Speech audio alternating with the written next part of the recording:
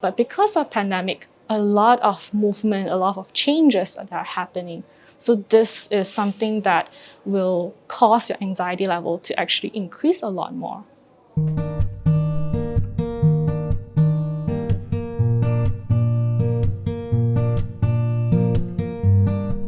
Anxiety is this overwhelming fear or worry that persists for a long time. So a simple analogy for that will be, imagine yourself hanging off by the edge of the cliff and you worry that at any moment you'll fall off.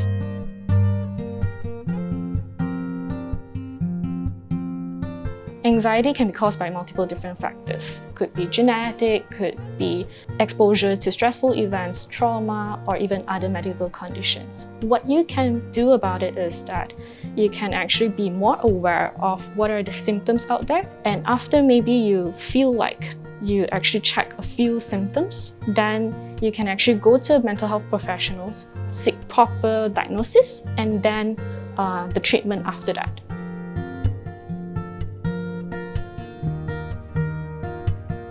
Anyone can seek therapy at any time. With therapy, it helps you to identify if there's any mental health issues, to help you maintain your mental fitness. And so in the long run, what it will do is it helps you reduce your emotional distress and also prevent any severe mental disorders from developing.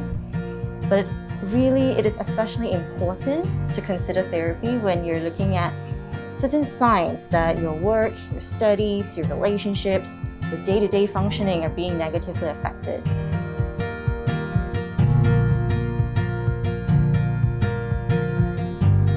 Research in various countries, both globally and even in Malaysia, have shown that the stigma against mental health therapy, and really mental health as a whole, has been prevalent for a long time, and it still is today.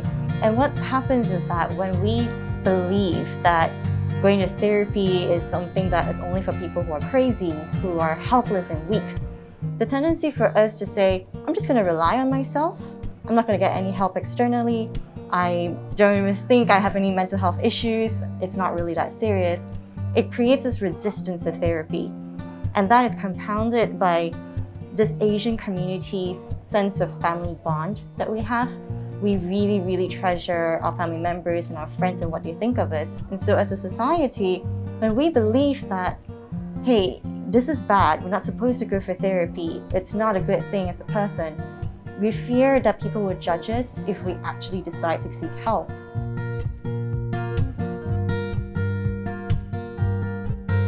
But having said that, we have noticed in recent years, and especially during the pandemic, more mental health conversations have come up online, especially the young adults. And that has helped to reduce the stigma a little bit because people are getting more education about mental health and therefore coming forward to really seek therapy.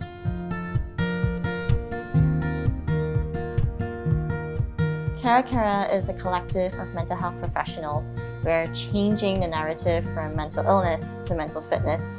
If we look at how we talk about mental health as a society, we tend to focus a lot on mental illnesses. But we think that mental health should not be just limited to that one aspect of the conversation. If anything, let's look at how we deal with physical health. We go to the gym, we do home workouts, even during the pandemic. We care for our physical fitness by doing those things. But it's not just to make sure that we don't have physical illnesses, right?